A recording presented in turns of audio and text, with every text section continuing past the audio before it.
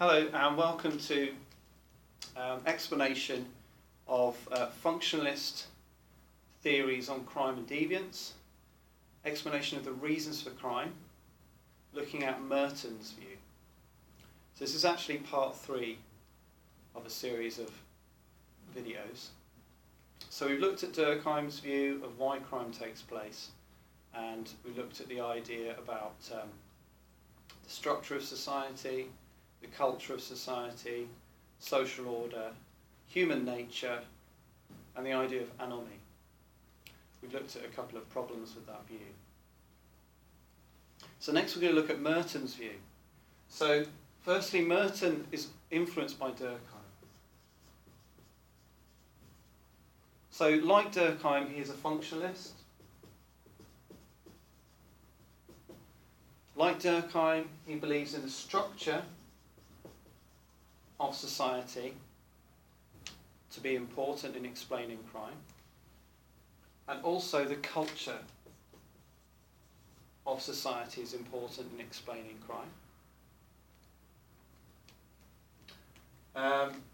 He does believe in the structuralist view that the structure of society shapes behaviour and has an important determining effect in causing behaviour. So Merton's view is that the structure of society, based on status, our position in a hierarchy, has a powerful impact on our behaviour. Secondly, culture, the normative framework, systems of norms, and the values system, the beliefs about what's important and worthwhile. That also has an important shaping, determining relationship with behaviour. So the culture also shapes behaviour. So in explaining this, we need to look at the concept of the American dream. So Durkheim, 1893, 19th century Western European society. Durkheim was talking about modernisation processes. So talking about how processes of urbanisation and industrialisation were rapidly changing people's lives. And this led to a sense of anomy. So that was Durkheim's view. Changes in society led to a sense of normlessness. Merton is influenced by the idea of anomy as well, but he focuses on 1950s American society. So Merton, 1959, is looking at the idea of American culture. And so he says that there's this imbalance.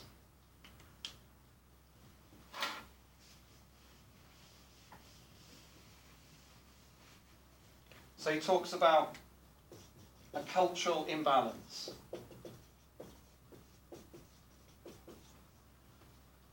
The cultural imbalance is to do with the means and the goals. In other words, there is a system of means of achieving wealth. Okay, so these are known as legitimate means or ways of achieving status. So according to Merton, there are ways of achieving status in society which are accepted or seen as legitimate. So think about education and work. In a generally meritocratic society, people are encouraged to work hard and to achieve status. So it's this idea of achieved status in a meritocracy. There's this idea that people value the legitimate means of achieving status, which means the accepted routes or ways of achieving status in a meritocratic society. The two main routes are effort as part of education qualifications, even just business without getting a degree, you can be an entrepreneur. And so it's through hard work and effort that you can achieve success. So we value the means of achieving success that are accepted and legitimate. However, we also value the goals of society. The goals of society, the ends that we're trying to achieve, or the outcome of our work and effort, is material wealth. So in the American dream, we value life, liberty, and the pursuit of happiness. So that is the American dream in a nutshell. Life, liberty, and the pursuit of happiness. So liberty means freedom. Freedom from want, freedom from poverty, freedom from illiteracy. It means freedom to choose how one wishes to live. And that's partly through economic security. So the idea of having your own homestead, and that was summed up in American books about the Depression.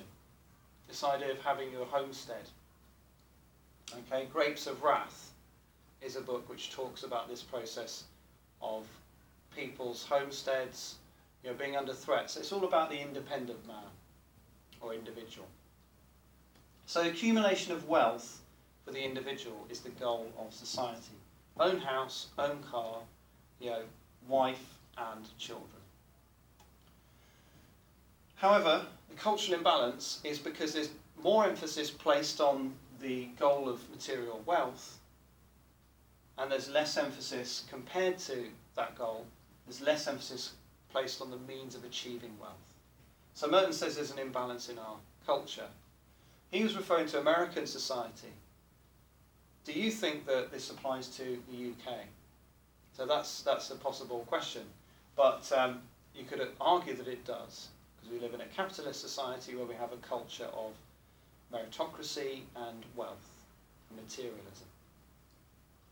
Because of this cultural imbalance, Merton argues that we have the problem of some people, the inability of some people to achieve status in the wealth, in the status system of wealth, based on wealth. So inability to achieve wealth, basically we're talking about failure in education, broadly speaking.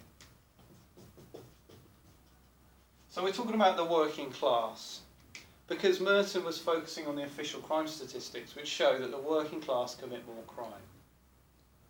So his argument is that it's the inability of the working class to achieve wealth, and the failure in education, their inability to achieve wealth through education and effort and work, which leads to this problem.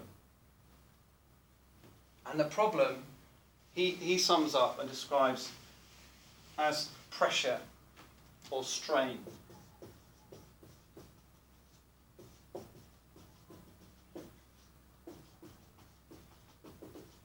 The pressure to achieve wealth is greater than the pressure to conform to the legitimate means of achieving wealth. So we said there's this cultural imbalance. So Merton is saying that this pressure to achieve wealth is greater than the pressure to conform to the rules. We place more emphasis on material wealth than we do on the normal legitimate means of achieving wealth. And therefore this pressure creates what he calls strain to anomie, which means the pressure to deviate from the norms is pressure towards normlessness. It creates this uncertainty, confusion, or a lack of clarity, a lack of stable, consistent, certain ideas about how to live one's life and how to be successful. Under the pressure to achieve wealth, without the pressure to conform, the working class are more likely to commit crime as a response to the pressure. But Merton says there are 5 different adaptations or responses to this pressure. Some people conform. So the conformists, or those who conform to the rules, keep following the rules. So number 1, they still aspire to success, and number 2, they still follow the rules. Number 2 adaptation or response to strain to anomie is innovators. People who innovate break the rules of society, but they aspire to success. So number 1, they aspire to success in material wealth terms. Number 2, they don't follow the rules and they don't conform. They innovate. They create new ways of achieving wealth. Number 3, the ritualists. Okay, the ritualists may have given up on the idea of achieving material wealth. They're not aspiring to success, but they still go through the motions and still conform to the rules of legitimate routes to success. So although they don't aspire to material success, they still go to work, they still aspire through work, they still work, but they don't aspire to success. Okay, so number 1, they have not necessarily fully dropped all the goals, but they tend to be less motivated to achieve wealth than the conformists. Secondly, they're still following the rules of social life. Number 4, retreatists. People who drop out of society, homeless people, drug addicts, alcoholics, and so on. People who have retreated from society may to some degree still aspire to goals of material wealth, but they don't any longer follow the legitimate routes to success. Some of them may abandon the aspirations to success altogether and drop out of society, out of the economy and out of the job market. Number 5, rebellion. Okay, the rebels, they want to replace the goals of material wealth with a new set of goals. Secondly, they certainly don't follow the normal routes or ways of behaving. They want to replace the goals of material wealth with new aspirations, and they don't conform to the rules and conform to the norms and values of society, like the conformists. They want to create a new value system and a new way of behaving altogether. An example of a ritualist, number 3, could be David Brent in The Office. Rebels, Che Guevara. Okay, so this view can be criticised in several ways. It does explain individual adaptations to the strain to anomie, but it does not explain group adaptations. Why do people commit crimes in a collective group? It explains why individually people may respond in different ways, but it doesn't specify why. So it doesn't tell us about why people adapt in different ways. That's a second problem. So firstly, it explains individual deviance but not group deviance. Secondly, it doesn't explain why people choose different adaptations. Okay, why do people conform but other people innovate? What's the reason for the different adaptations or responses to the strain to anomie?